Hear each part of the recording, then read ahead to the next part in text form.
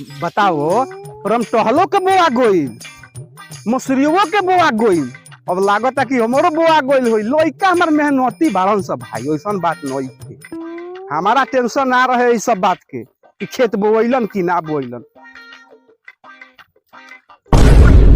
तेरी बहिन करा के बताओ भला ओगल बगल सब कोई के बोआ गोइल हमार साला खेत परती है बा बहन से दबा कही के 10-10 बजे तक गांव चियर के सुध रहता सन आज पहुंचे तनी घरे नु तो सब लोग के मुड़िए तू जो हम सब लोग के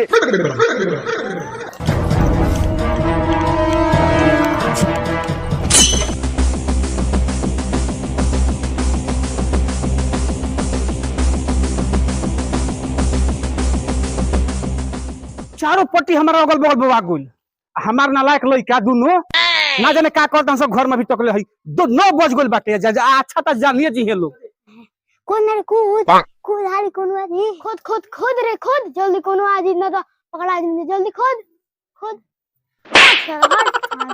ले क्या खाली से सरव मुको पता चल चल बढ़िया से आजा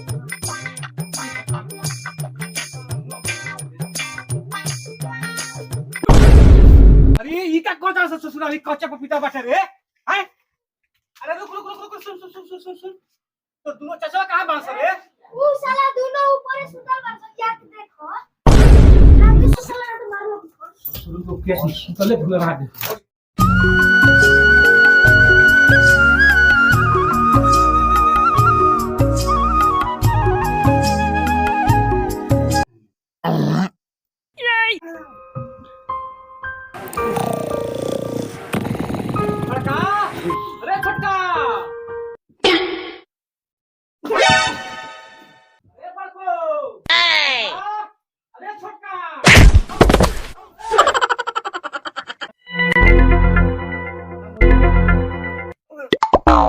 बाबूजी चिल्लाता हूँ रे जो नीचे वा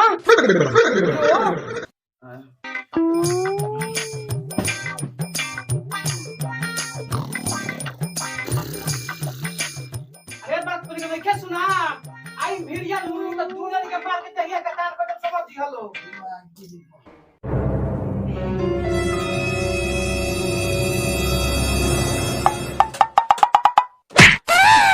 ना सुते थे काहे मारे तेरे तेरे बाबूजी सब चिल्लाते उनके सूत जाता थे जो नीचे बाबूजी चिल्लाते रहो हम जई बाबू भीरी अते जे 14 टाइम के सुता बे लौड़े के पूते जाता नहीं किसी आता रे काहे ए साला चुपचाप चल जो नीचे हम कहते नहीं तो पीठ पहनावत नहीं तो पीठे पर ये नाई में तो देखिए थे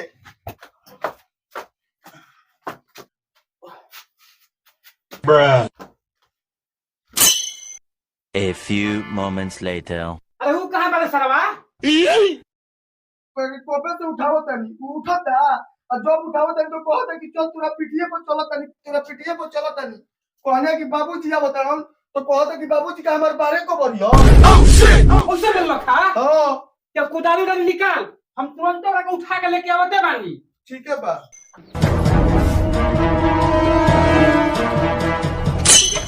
आज कुदारी से ना गड़ासी से कटवाई साली के आज बाबूजी फुल मोमेंट में बाबू मोय लोग के खेत बवा गोला इस तरह सुतल बांध गाना पास के दोनों लइका हमारा के एकदम बर्बाद कर के रख देलन अरे उठबे रे उम्र सारी अरे ये टिके फटिया अरे 9 10 11 बज गइल अब तू साला गाना के सुतले बड़े अभी अरे इस तरह सुतल ओह शिट क्या कहता था तो रात भर मोबाइल देखता लोग 9 बजे दिन तक सुतले रहता लोग चल खेत पर चल मैं लोग का बुआ का घर बंद कर चल मोबाइल पे सुता रहा बस चल चल बाबू ला गड़ासी अरे हम तो से गणासी मंगनी है रे कि कुदारी मंगनी है आय कुदारी होय शरीर कुदारी से कटी बाबू भोतरा गड़ासी लाई बानी का दस साल ना तो ये गोटा साले फसल जामत नहीं थी एगो फसल जामलो बाटे तो एक कटवाही पर लगो बोला कटवाही पो काटे के नहीं छे तो ले आओ तनी कुदारी चल ते जो जाके मुंह धो के फ्रेश हो जो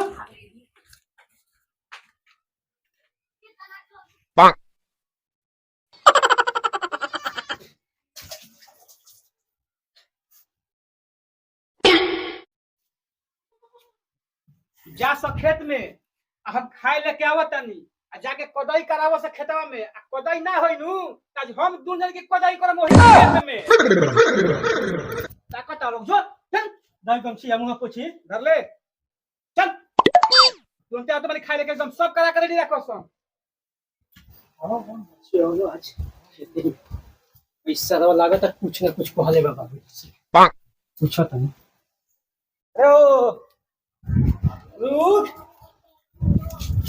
लागत आज मारी का रे अरे साहब तेरे रुपए कितना है वो मारी अरे तेरे रुपए कितना ओह नो है कितना है ओह नो साहब तो नीचे को कहो मत तेरे रुपए कहां है अत्ते बताओ ते बाबूजी से क्या कहली इसने हम का बोल लिया बाबूजी से ते बाबूजी कुछ नहीं किस कहले ना नहीं की कहले और संकेत बहुत सारी गलासी से बाबूजी से कटवा के फिल्म लागल बा हमरा के हैं हमरा के ढेर मरबो नु तो हम भाग जाई अब बाबूजी एहन खेत में तोरे के मरी हो भाग गए और भाग जाई बाबूजी एहन तो कम बाबूजी से कम डर था का बाबूजी से कम डर लगा बाबूजी से एक में दू को लगाओ तो लेकिन छलिया बा भैया रे बाबू लेकिन एकदम जानता रे परेशान करके रख देले बड़न ना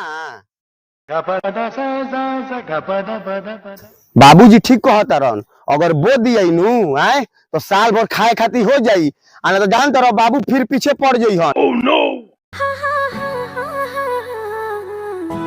तो धान देखो कोते कोते भइल बा घर से बाबू खिसियाता रहन हैं हमनी को अभी जातन जा कदई करे अब मेढ़ी बाले और धान साला लागत कि फूटी ठीक है चल चल यो बात ठीक है ते कहले चलो चलो चलो चलो चलो आए अब पीछे पड़ जियो तो कहन कि जा सब कमाए तो आउ गड़िया फाट के ना फेंके लगी अरे साला ते काहे ऐसे से खासा बोलत अरे हमें पते बोल मरबे ये तो तू ही नु तली सोलो बाड़ो तू सुस्त आदमी बाड़ो तू मानो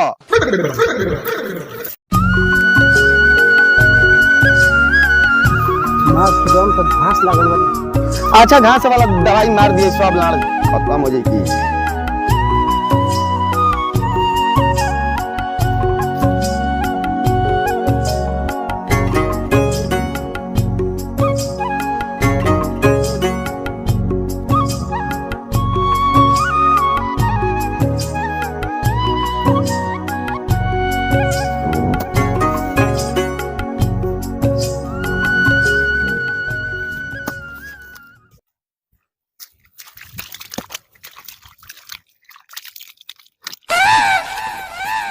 काहे रे भैया ते हाथ धोवे लगले बैक साला एका से बढ़िया बाक हम दिलिए ना कमाई ओजा के नियम कुछ अलगे बा ऊ का नियम बारे भैया उजा के हाथ गोल बंद ना आ काम लोन देना ई कौन नियम ते जानता रे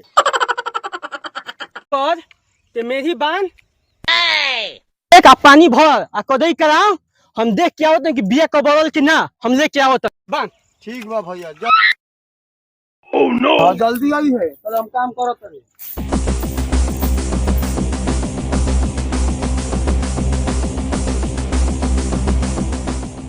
वही चोदो रे हाथाना गर्मी बटुए इहो साला देह चोरा के भागिए गो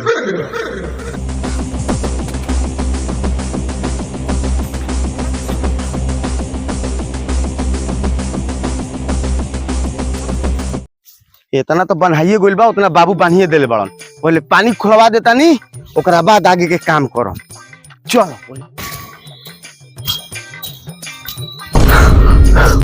अरे साला ये तो पहले ही पाइप बिछा देले बटुए लागो तक कि हमार खेत पटावे में लेट का होई बाबू मार के डांड तूर दी हैं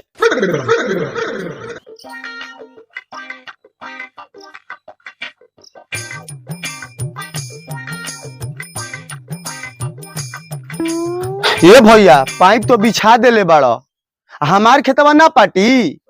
ए भैया पटा दो, ना तो बाबू मार के गाड़ फाड़ दी। सबे रही से हमनी के दोनों भाई के पीछे पड़ल बा, बड़का भाई भाग गइल बा। भैया मजबूरी पूछो, हमार खेतवा में पहले पनिया खोल दो। अब के तो हम अपने में जाते रहे पानी खोले, लेकिन तैयार गइले तो जाके अपने में पाइपवा डाल ले। ठीक बा भैया, और बड़ी उपकार हुई। हम जाता नी तार ठीक अपने बा, से बोरिंग जो। चालू कर लेता नी। जल्दी जल्दी बिछा लेता नी, और ओकरा बाद ट्रैक्टरों के देखे जाए के बटनी। रूट पाट जाई, बाबू इहन खुश हो जाई हन।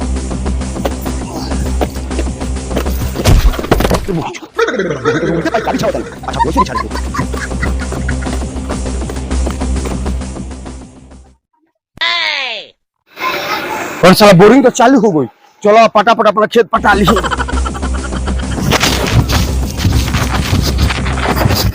हमारा तो पहले तो पानी लगो तक जाके।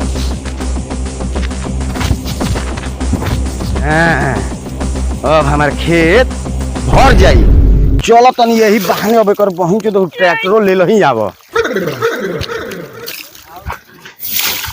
साला बाप बा तो हमारे पर छोड़ देता, बड़ भाई बा तो बड़ो भाई हमारे पर छोड़ देता सब काम। साला ट्रैक्टर तो ये लोग वो कहाँ बटुए लौकत नहीं खे।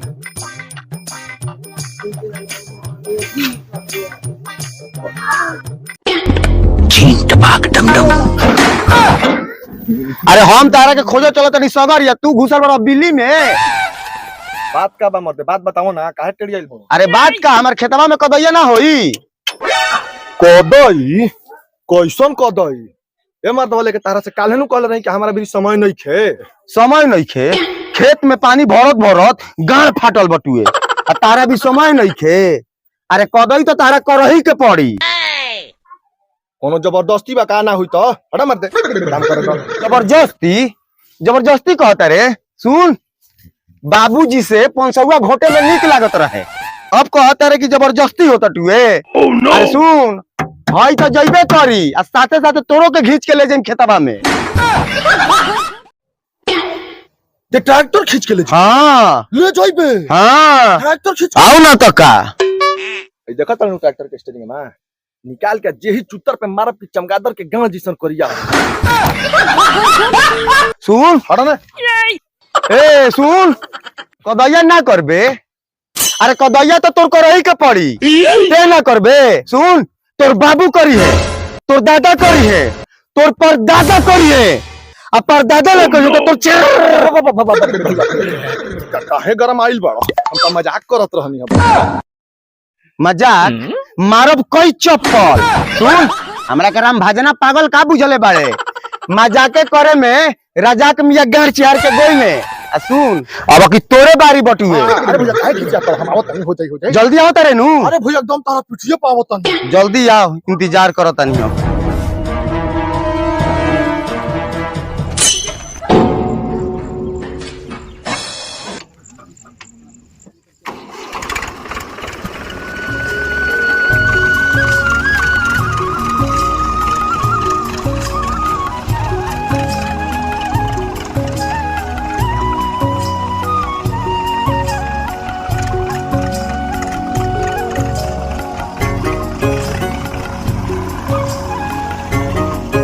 अरे ऐजा रुक, ऐजा रुक, ऐजा रुक, ऐजा रुक, ऐजा रुक, ऐजा रुक। ऐजा से घुसा, ऐजा से आगे टूटे के ना चाहिए।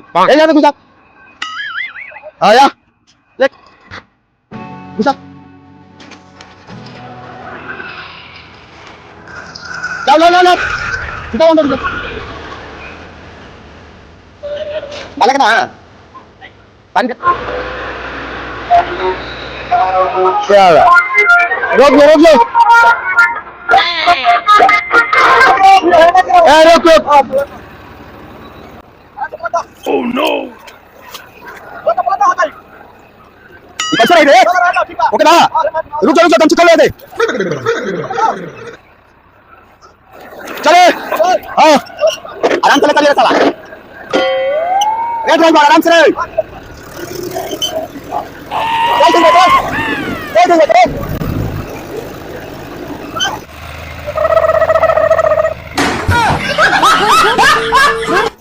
ये कर दोनों बाप भाई मिल के हमारे घर पास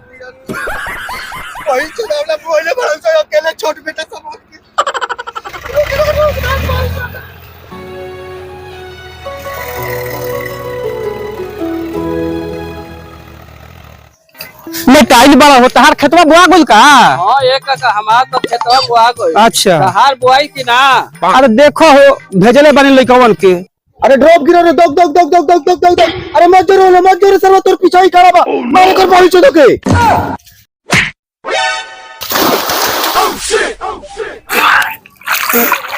तेरा पीछे तो कौन हो रे? हे भगवान, अरे बाप रे बाप। हे भगवान, हमरा तो कुकुर में जन्म दे दियो, सुअर में जन्म दे दियो, यहाँ तो कि हमरा के बैग में जन्म दे दियो, लेकिन कोनो बाप के छोट बेटा मत बनइयो। ई साला बाप अलगे मारता, सारा बड़का भाई बाबू आओ तो अलगे मारत बा। ए साला बल्ला चट्टा हम तो पीछे में तमरे गरियाई बे। ये बाप सरऊ मोबाइल के बारे में बारे ना पता बटुए। अरे हम तारा के गरियावत हई कि मोबाइल में पबजी खेलत रही। अच्छा अच्छा पबजी खेलत रहो। अरे खेतवा तो कोदाई करा देले अब बियावा के ले आई। हेलाने का पर खाया गुलो। ए जब खेत में काम करत करत हमर गांड फाटल बटुए। अब बिया के कहत रह, बिया के बारे में हम नहीं की जानो। बिया लावे तहर बड़का बेटा गइल बा। बाबू जा जा जा जा जा तू साथे साथे बिया ले आवो। बिया लेवे हम जाई तो का हम जाई? तो हम जाइए तो का हम जाई? अच्छा अच्छा ठीक बा हम ही जातन। लेकिन ये बताओ कि इतना गरमाइल कहे बारे? खाली मोबाइलवा बाच गइल है, यही चलते तू बाच गइल। ठीक बा देखो बिया कबर ले बाकी ना खेत तो कदई हो गई ना यार बिल्डिंग के नाम सुने पड़े सुनू। में चला जाएगा जमना का भाई हो बिल्डिंग। अच्छा अरे मुझ बिल्डिंग के बच्चा का दलीस। अरे ले ही रानी ले ही महारानी सब साला यही मारता। आओ ससुरा कब्बे से गोइल बाटे अभी तक पते नहीं छे बिया लेवे गोइल बा। देखो तनी केने बाना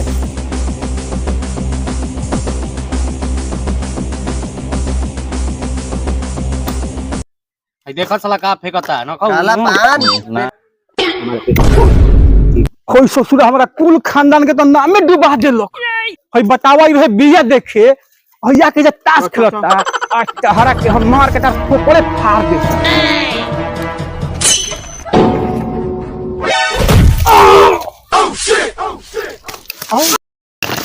भाई का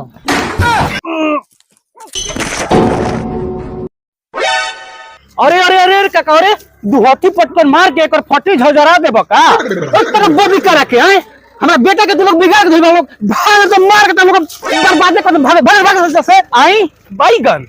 अरे साला धान का ही खेत में तोरा बैगन लौकता का रे?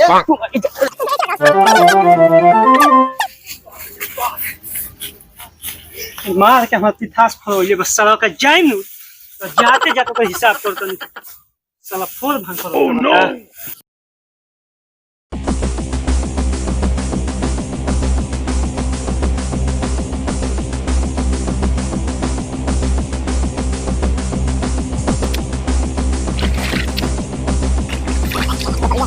तना मेहनत बा खेती में।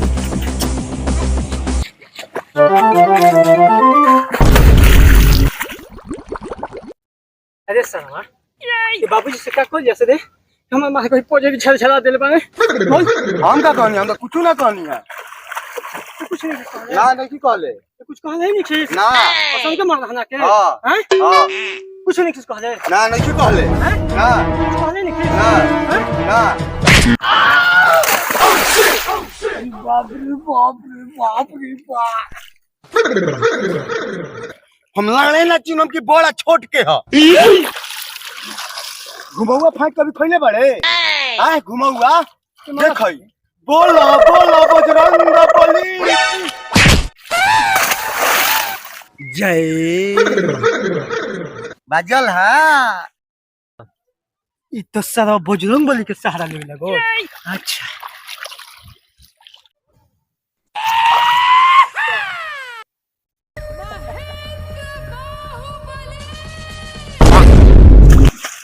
बोलो बोलो बजरंग बली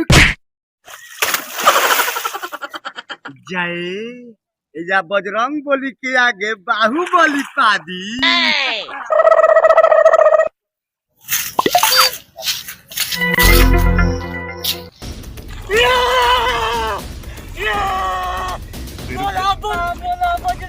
बली की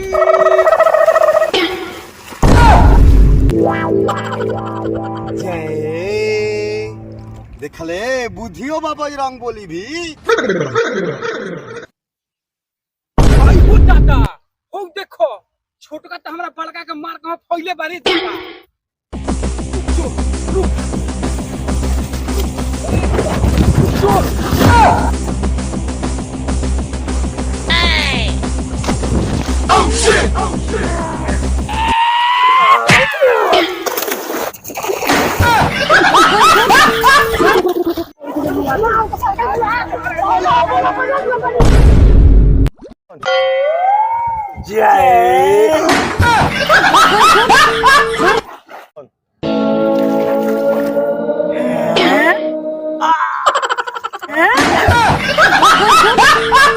अरे बाबू तू और दू जवान के बीच में तू क्या करे आ गइला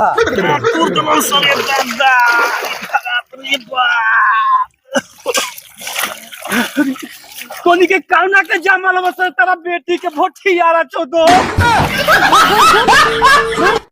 तोहरे तो हई जा रुको सर अरे बाबू का मत पूरा करे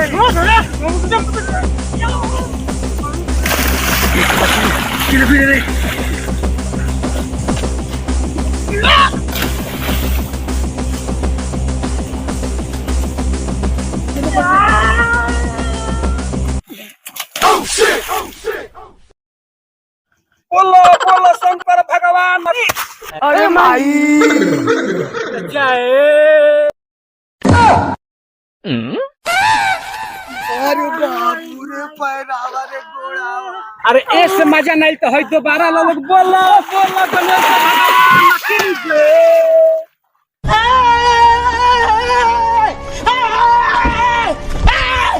Why are you running?